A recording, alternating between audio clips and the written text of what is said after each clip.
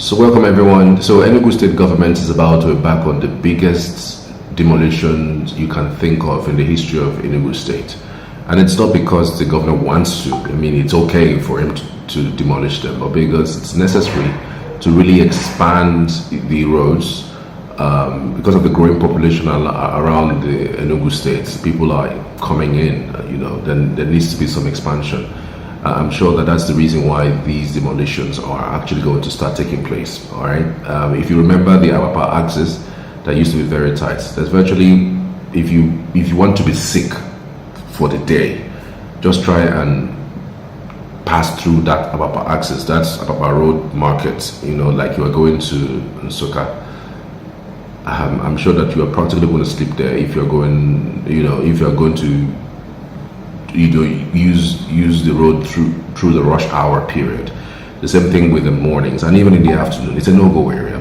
So the governor is saying that it can't continue like that because of the influx of people. Beyond just the influx of people, the market is expanding every day, and the infrastructure is now too tight. So there needs to be some huge expansion, and so he's embarking on a very huge deconstruction of that place. And reconstruction of that place. So some of the markets and buildings that are located in that axis and shops will be demolished all the way down to Opi Nsukka. Same thing with Penoks. Penoks, we've also seen how difficult it is if you're trying to navigate from Abakpa into Transekulu and then also going towards the Opi Nsukka axis.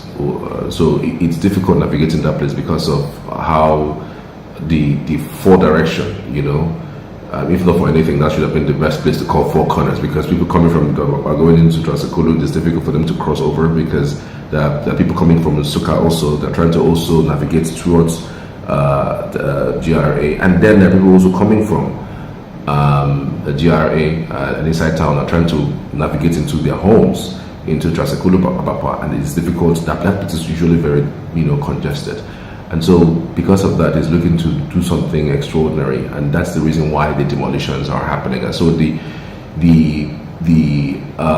message has been sent out via a letter. I don't know if you've seen that letter. Let me put it up. Final notice of demolition, and it's urgent, 31st January 2025. This is to inform you that the state government is commencing the demolition of marked structures along the 44.1 kilometer Nike Lake Road dualization project. That's Penoks, Noas, Ugogo, Opi Nsukka dualization, Abakpa Nike, Opi Nsukka junction, and also the marked structures along the 21.5 kilometers Enugu Airport Road flyover bridge, Enugu or junction Amechi Dodo and the Ebonyi border within 24 hours. You are hereby advised to remove all your belongings and vacate the premises with immediate effect to avoid damage and or loss of life. Please direct all complaints to the Land Property Reconciliation and Compensation Committee, Abuja Building, Government House, Enugu. Your prompt compliance is advised, as this serves as a final notice. Ngozungene PRO, Enugu State Ministry of Works and Infrastructure. So it is happening. So if you have a friend, a brother, or sister who's got a building around that area, the government have also said that they're going to pay compensation if you have buildings on that axis that are quite verifiable. So they already tell you where to go and meet their officials so that they could have some documentation to, give you compensation. I really don't know how the people are going to feel having to receive this information. If I had a building on that axis and it's marked for demolition because of this construction of the road, I would feel sad. Even if you tell me you're going to pay me money in compensation, I will really feel sad, because again, we understand how difficult it is to even get a house here in Enugu right now. It's tough. Those who sold their properties like 5-6 years ago now, I know right now that they are regretting selling it because that particular building has skyrocketed because of inflation, because of the devaluation of the currency, and so much. There are persons who are right now going to Abakpa to look for properties to even rent for 2 years with just 2 rooms. They're telling you 1 million naira. it's that tough. And even if you find some places you can't even see, and when you see, they're telling you numbers that are unbelievable. So I don't know how this would affect the housing deficit already existing in Enugu State, because that's just my personal issue with this. People whose shops will be demolished will start looking for money in compensation. I will really feel sad, because again, we understand how difficult it is to even get a house here in Enugu right now. I mean, it's tough. Those who sold their properties like 5-6 years ago now, I know right now that they are regretting selling it, because that particular building has skyrocketed because of inflation, because of the devaluation of the currency, and so much. I mean, there are persons who are right now going to Abakpa to look for properties to even rent for 2 years with just 2 rooms. They're telling you 1 million naira. It's that tough. And even if you find some places you can't even see, and when you see, they're telling you numbers that are unbelievable. So I don't know how this would affect the housing deficit already existing in Enugu State, because that's just my personal issue with this. People whose shops will be demolished will start looking for another shop. You know how difficult that is. People whose homes will be going down, and whose businesses will be going down. I mean, even if you have the money, sometimes it's not even about the money this time. It's about where are you going to get it? Where are you going to rent? Where is it even available? Given the customers that you have and all of those things. So I just wish that at the end of the day, whatever it is that the governor is trying to do, which is expanding the road to double lane, would serve more than what is existing. Because again, the city cannot really remain like this forever. In fact, you have to go through that road in order to understand what people are going through when they are passing that road through to their houses. You would swear that you would never go through that road. One of the roads actually leads to where I live, and I know how harrowing. Sometimes I actually have to stay beyond the time I usually stay in the office, just so that I can beat whatever traffic that's going to be building up at that time. So I just wish that it is quick enough, and then that place returns to normalcy. I can imagine the destruction. I mean, how that place would look really an eyesore for a while before you start seeing some of the construction happening. But I mean, on a large scale, if you put it, weighing it on all sides, if we have those who are genuine owners of those properties being demolished giving compensation, adequate compensation, I think if you want to weigh it truly, it's about time that those roads are expanded, and no better time than now. Thank you for watching. Subscribe to the channel. You can also drop your thoughts. If you think the demolition is called for and it's needed, let me know in the comment section. I would love to hear from you. Thank you again. I appreciate it.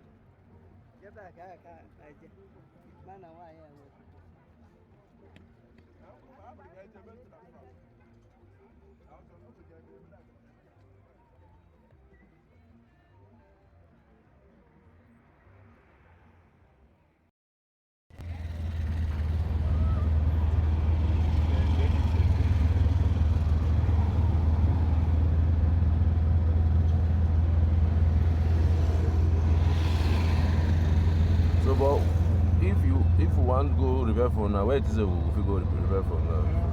Phone village. Eh? Phone village. Eh? Phone village. For where? No heaven. No heaven. Yeah, phone village. the only phone is the Do they repair or do they sell? they say for there, they repair. Phone village. That is smart to know. Good.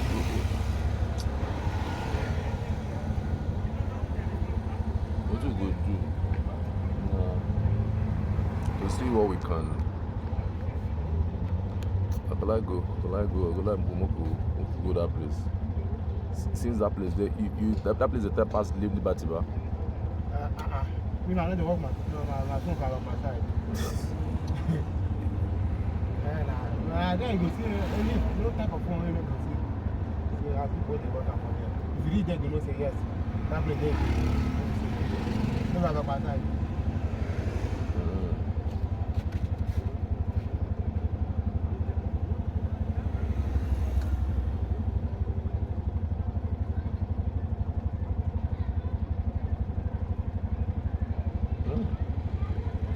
Better road, one expand the road.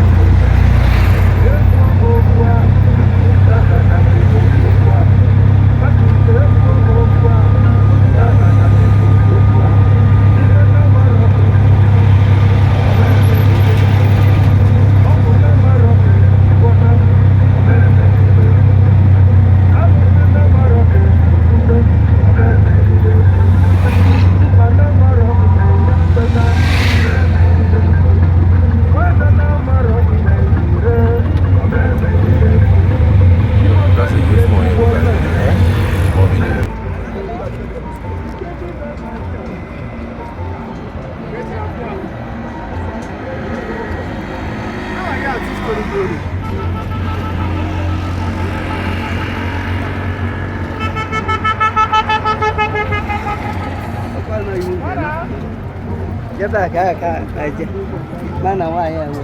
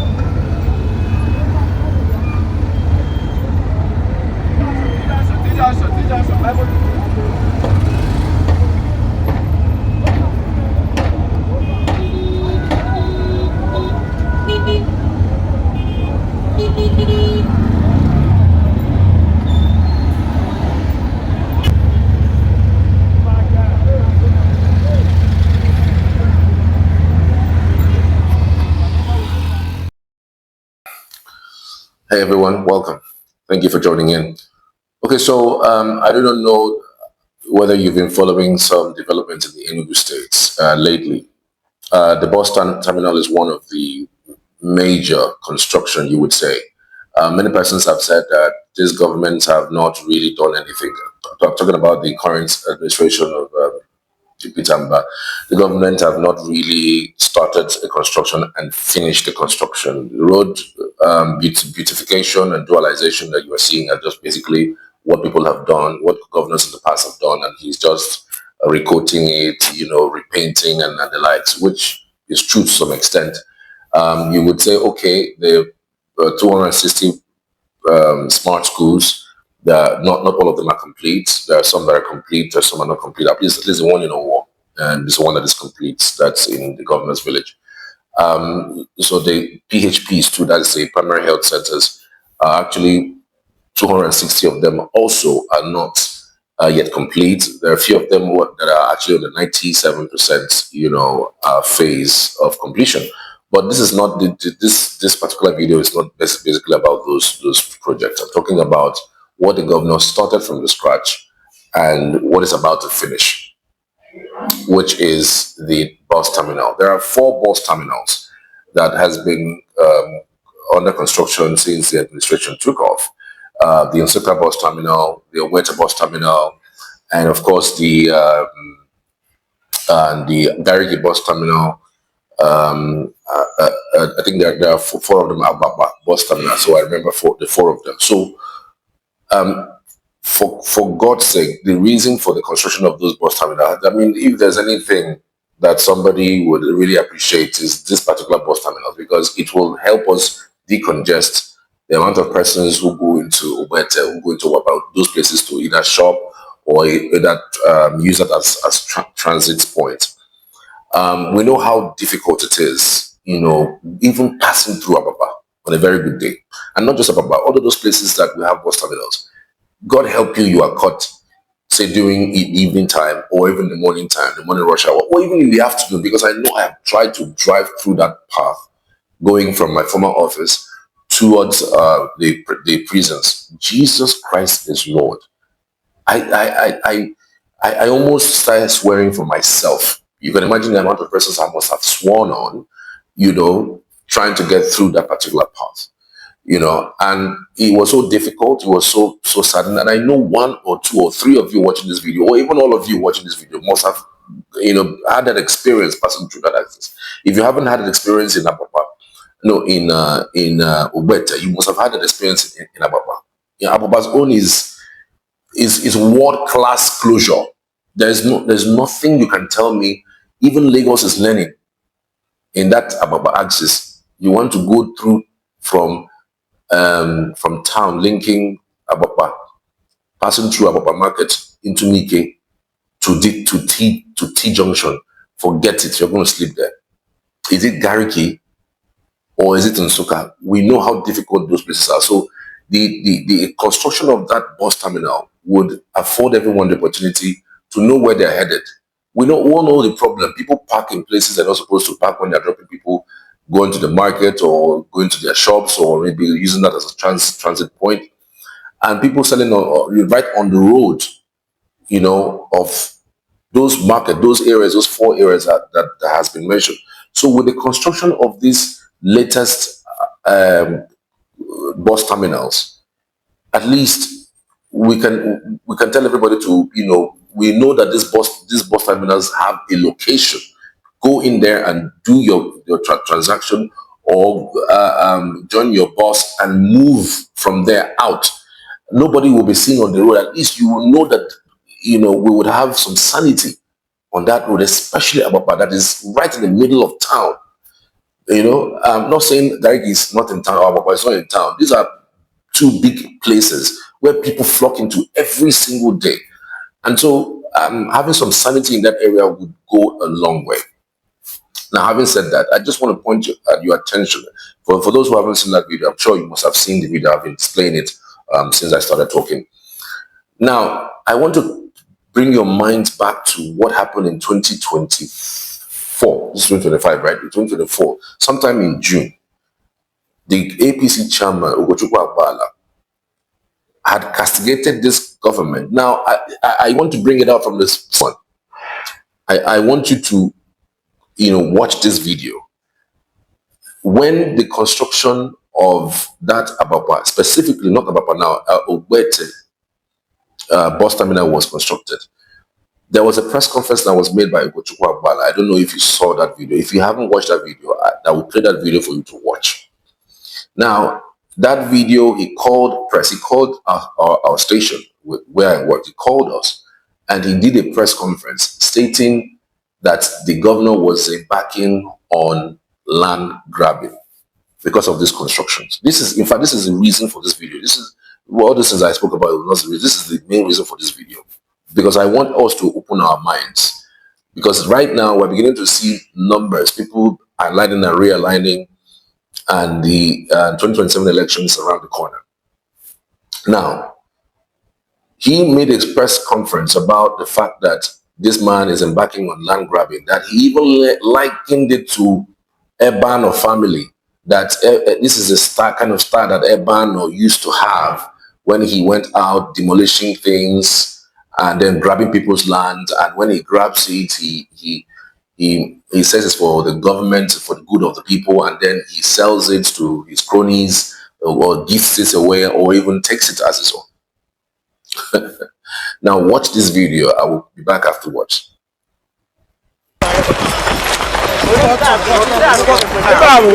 Shopping complex with them.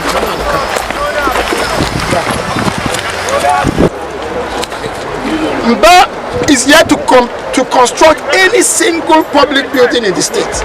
Yet he's busy destroying existing buildings and businesses constructed by individuals before he was born.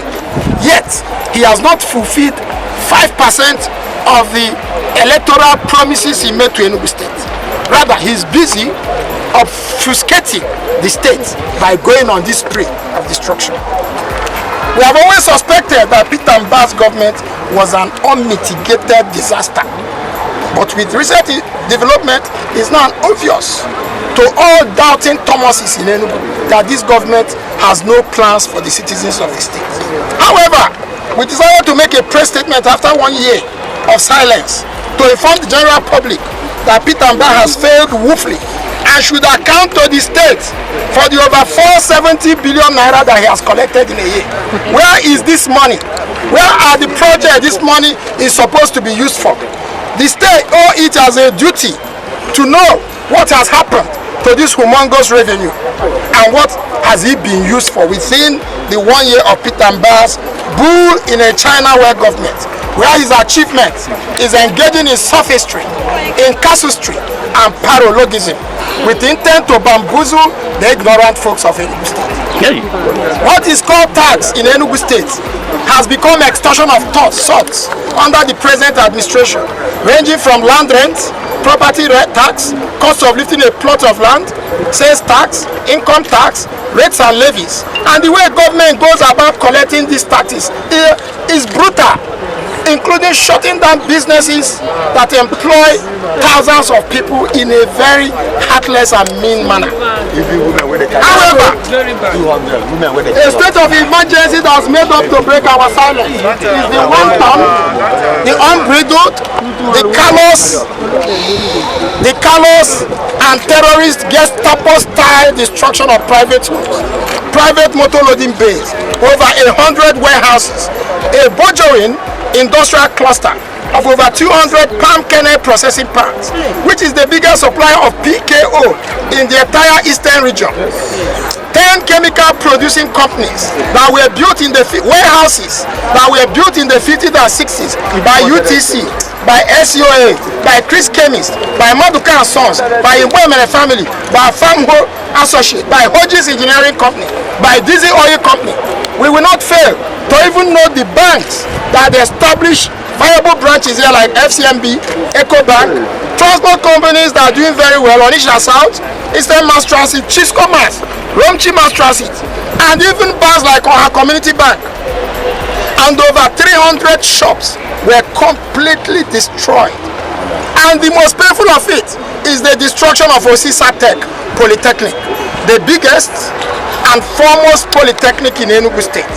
In spite of the fact that the owner, Reverend Father Ede, was able to secure a court order stopping the demolition, the governor ignored that order. This is the only government that has no motherless babies home. The government has no orphanage. Yet orphanages, motherless babies that were built here in the 50s by Red Cross have been destroyed.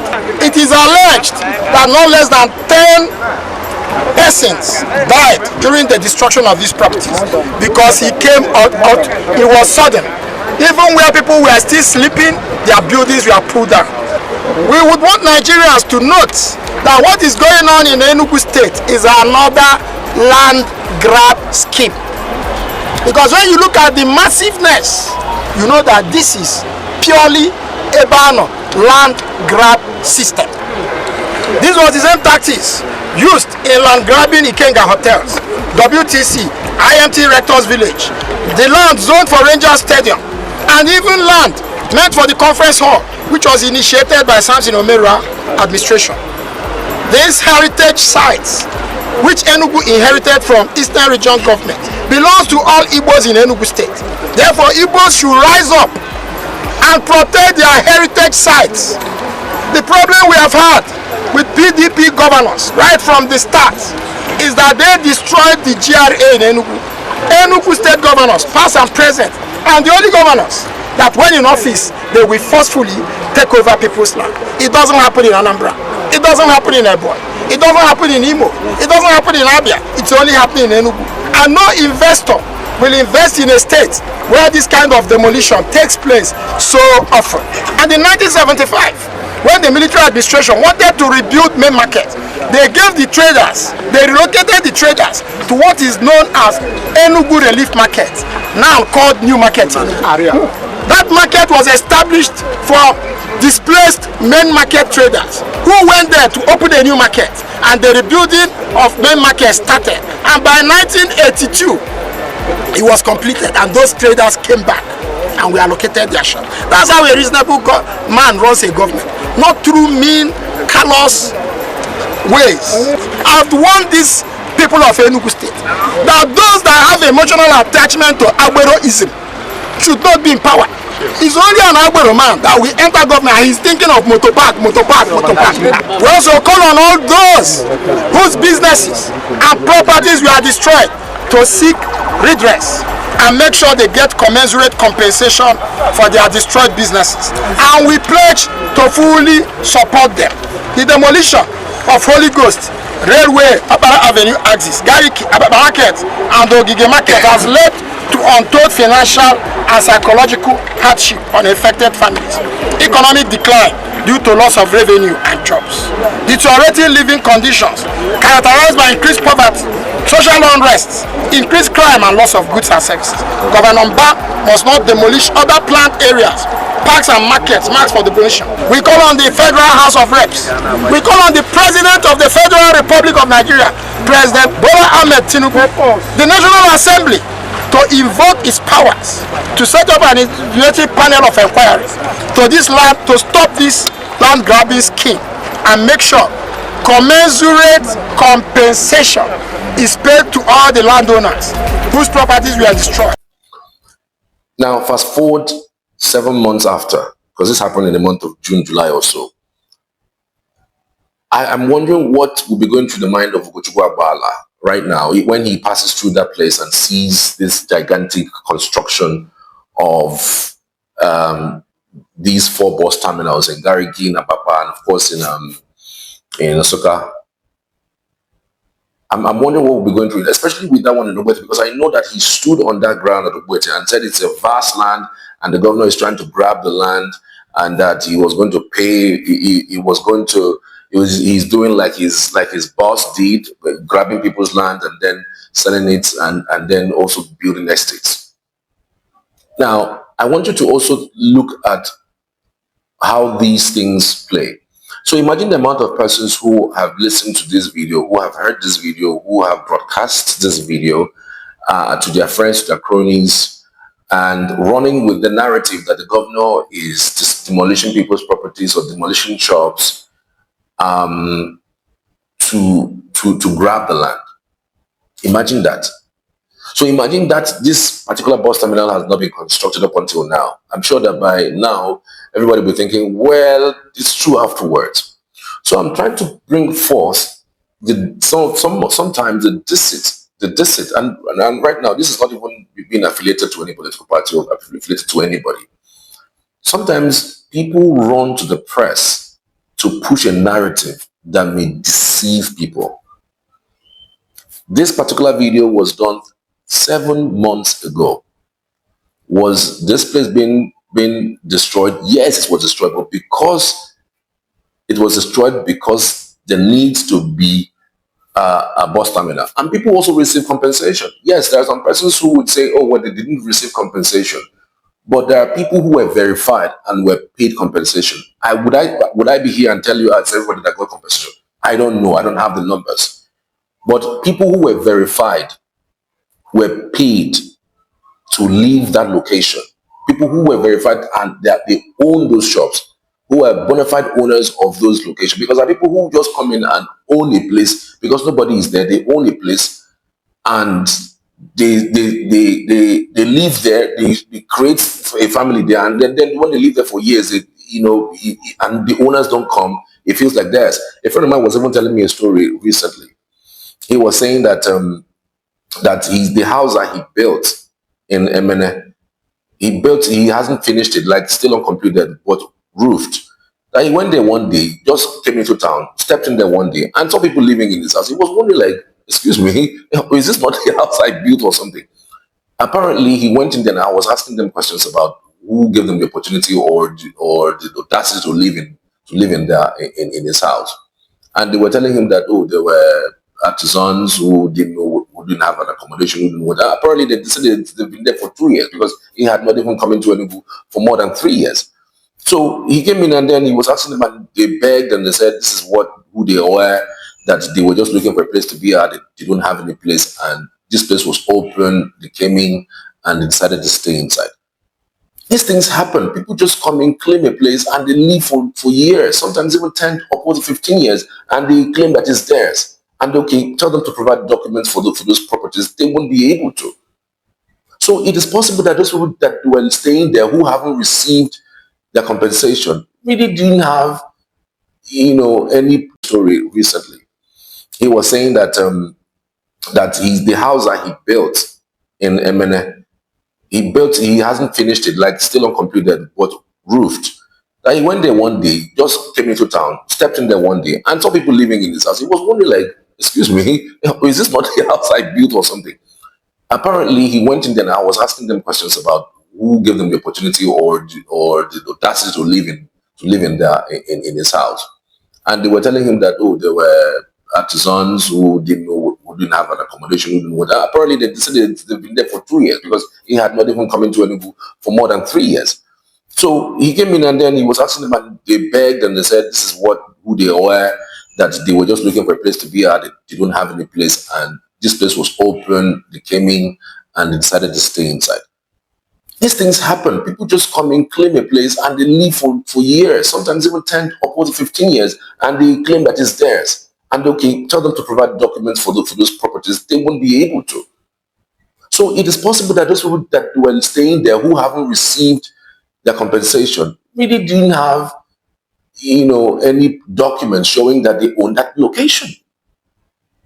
I don't know. This is just me because we interviewed people who say they have received payment for compensation for destroying their shops, destroying their homes, because they wanted to do certain construction that is for the benefit of the greater good of the people of Enugu. I mean, if you got compensation, you can go on to do something else. I mean, there are governments who would do that, destroy people's properties, destroy people's shops, and do nothing for you. They won't do anything. They'll tell you, go to hell, and when you go to court, you'll be in court for donkey years and nothing would happen. But, I mean, we've seen that play. I'm not saying that from the premise of, because I'm a media executive. I know these things. At least I interviewed a few persons who claim they've received compensation for their shops being demolished.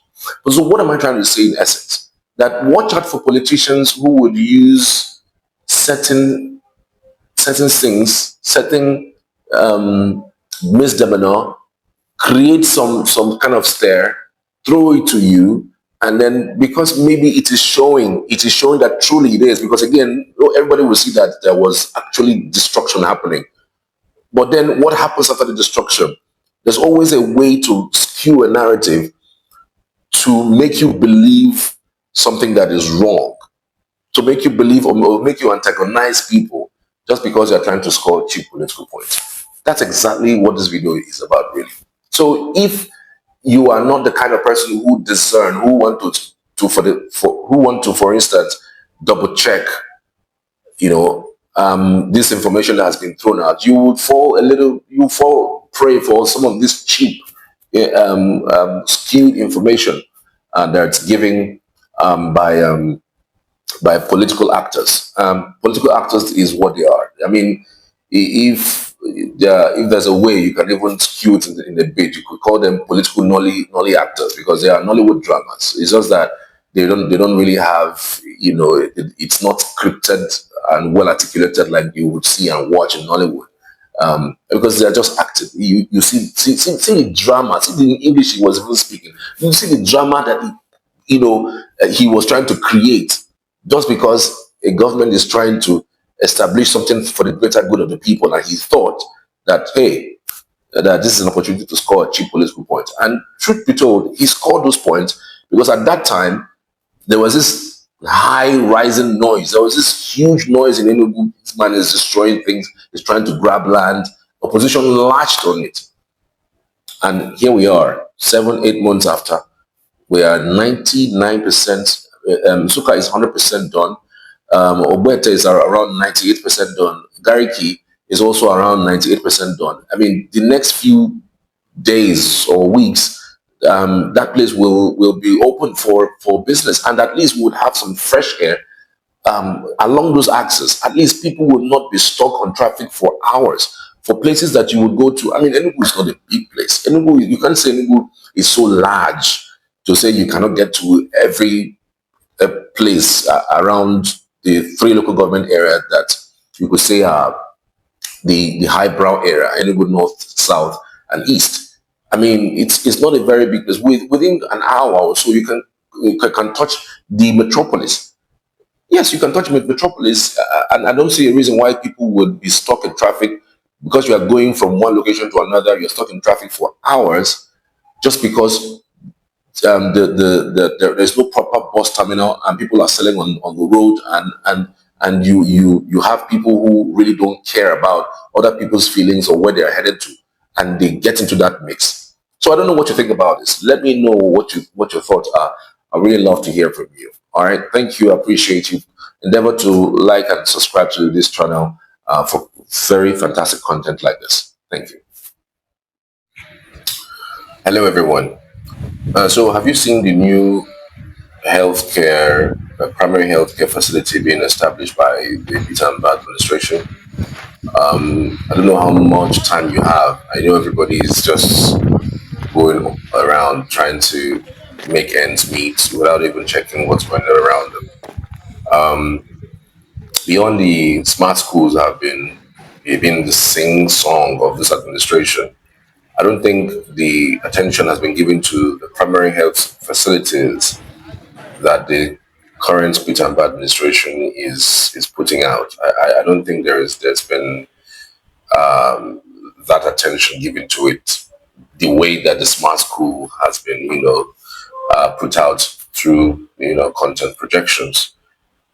This is not in any way trying to promote the administration. I also have my own personal reservations about the administration of Pitamba, but I just wanted to show you guys some pictures, some videos possibly about the PHCs. I know you must have seen the smart schools, the pictures, videos. The one in Owo is already, working, but there is a plan that all of the smart schools will be ready at least between now and September, so that people can start using these smart schools to learn. It's no longer going to be a thing of it's been constructed, 21 has been completed, 30 is remaining. So we're talking 260 primary health facilities, just like we have 260 smart schools, because it's one in each ward. Enugu actually has 260 wards throughout the 17 local government area. And so each one would be in one word. Many persons have said it's not going to be much, because I mean, think about it, per ward for a government school, so we still need private institutions to get into that space of bringing education, but it's going to be a very, very huge competition to private schools. I do not know how many private schools we have that are smart. There are private schools, but there are private schools that are not smart. You can even ask yourself, how many private schools even teach coding? Just coding, just ordinary coding. How many schools do it? So it will be a huge upgrade if we're able to get that done. But this is not about the smart schools. I want to specifically talk about the primary health facilities. In case you haven't seen them, I have some pictures and some videos. But beyond that, I do not know if you also noticed that the executive director of the National Health Program came to Enugu in October last year to visit Pitamba. I mean, the pictures are showing. And there was something he said that was quite profound.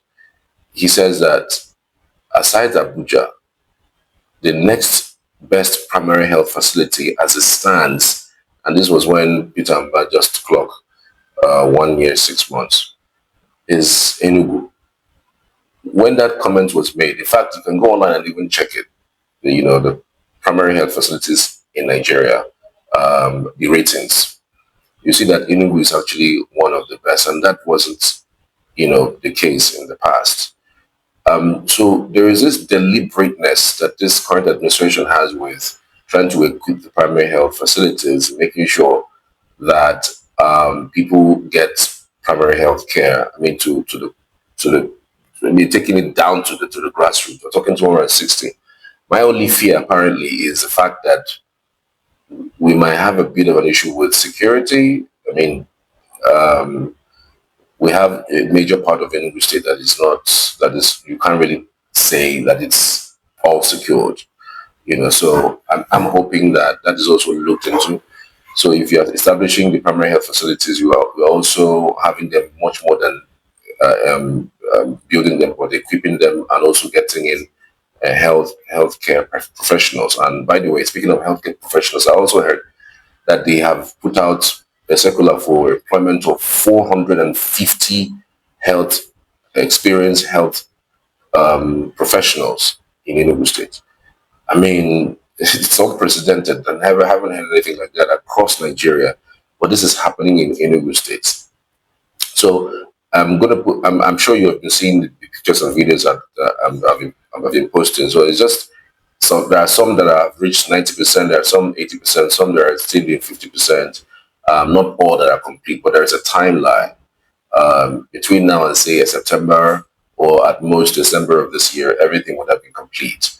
So I just needed to look at it. There's some pictures I gathered and some videos that I also put out that I thought will be of immense benefit to you, just in case you're looking for information about Enugu State.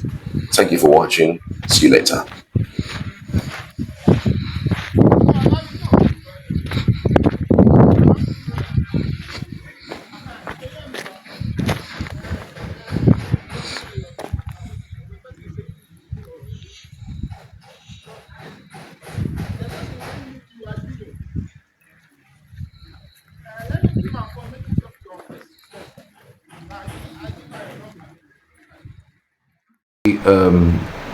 It's now becoming very obvious that the reason why Nnamdi Kanu is still being held in custody is because he's from the southeast. These are the things that some persons would say, and it comes as though it is tribalistic. Yeah, because again, we are a tribal nation. We have always been a tribal nation. People put forth their ethnicity first before they put the fact that they are Nigerians. I mean, that is how this country has been built over the years. Our leaders are not even in any way trying to solve that problem. I mean, the last elections showed that, that we thought we were a nation, but the result of the last election showed that we were far from being a nation.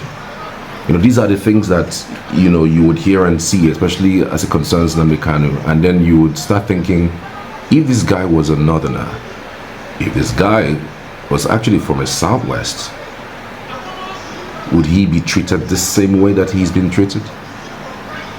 If he was truly a northerner, if he was from anywhere else aside the southeast, would he be treated the same way? Another example I want to give is the fact that a certain group, or what they mean, said they were releasing 31 states, proposed 31 state creation, upon the fact that the Southeast has 5 states. In a country where regions, North Central have 7 states, Northwest have 7 states, others have 6 states, the entire Southeast has just 5 states. But the 31 states that has been proposed to be created, which for me is dead on arrival, was basically saying that more regions that is not the Southeast should get more states than the Southeast that has been shortchanged for so many years. I mean, should I go on and on about these issues? It's so unfortunate, really. It's so unfortunate. This particular story, I mean, everyone knows about the Nnamdi Kanu case.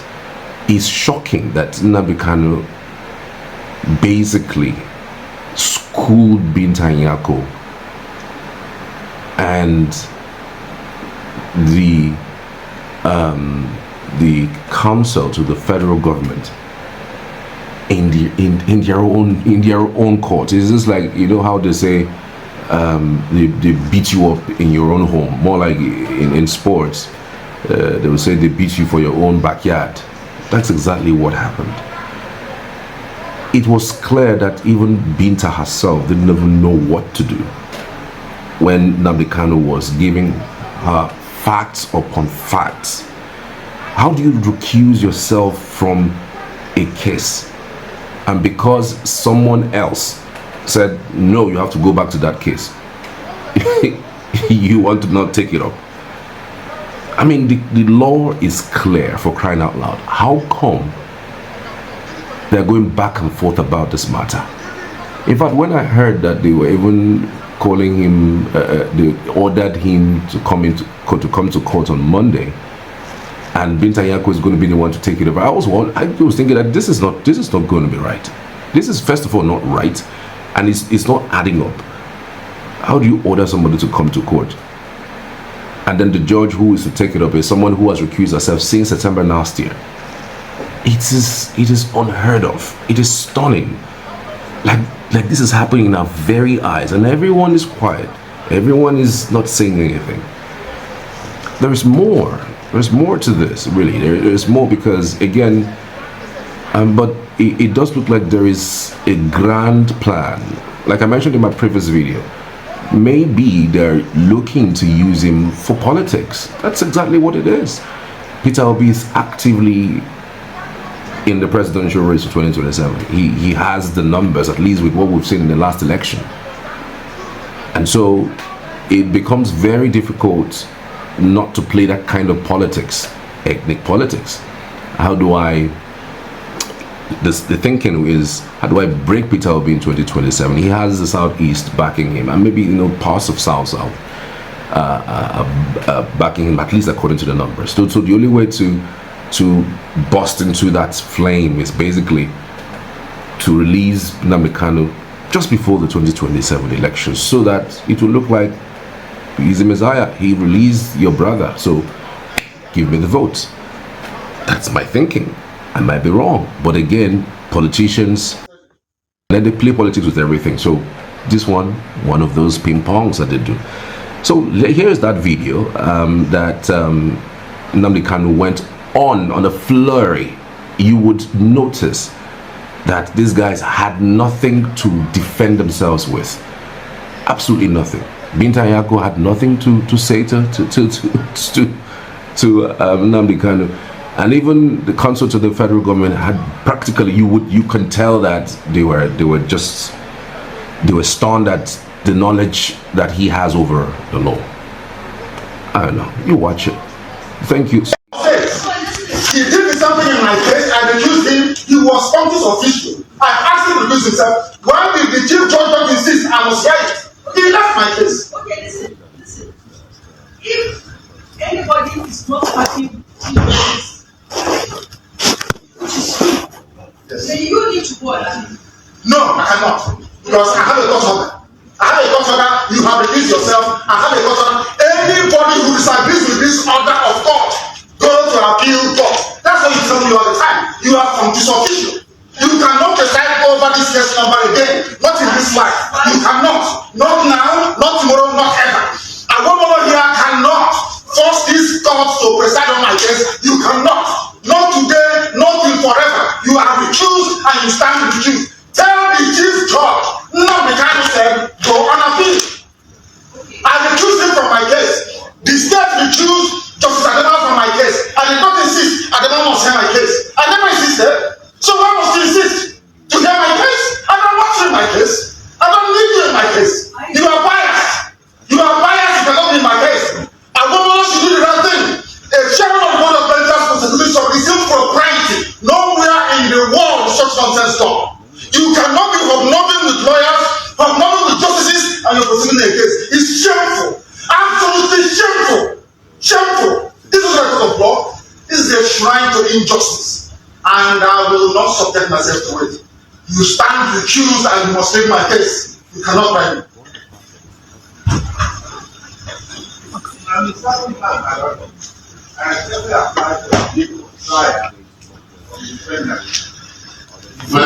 This man is not paying attention. There is an order of recusal, and he's a senior advocate, for goodness sake. There's an order of recusal. Is that not the rule of law? The law says if you disagree with this, you go and appeal. You are a grown-up man.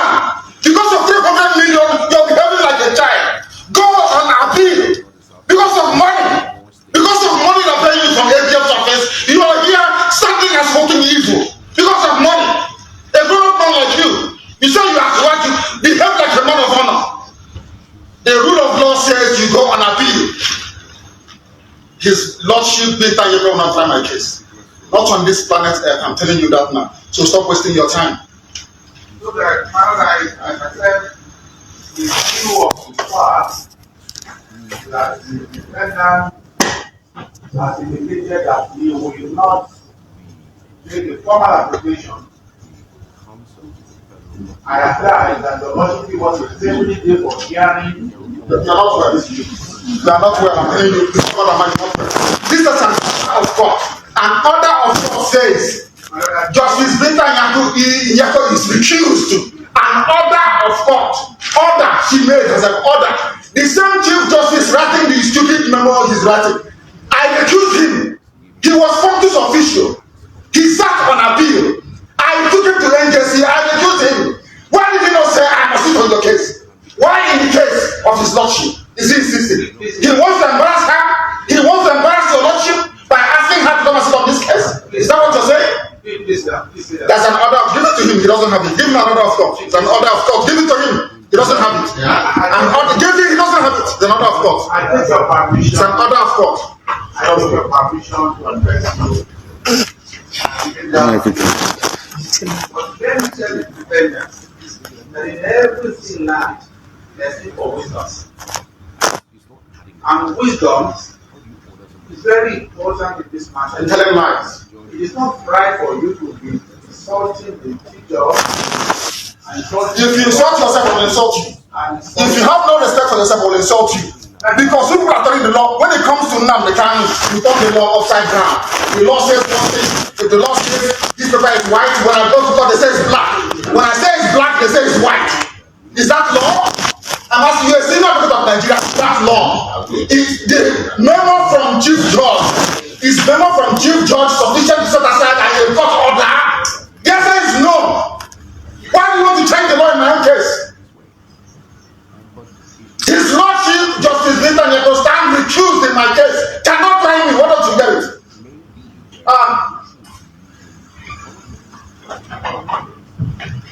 Giving you definitely get for trial so you can do your mathematics you always do. Go without shame.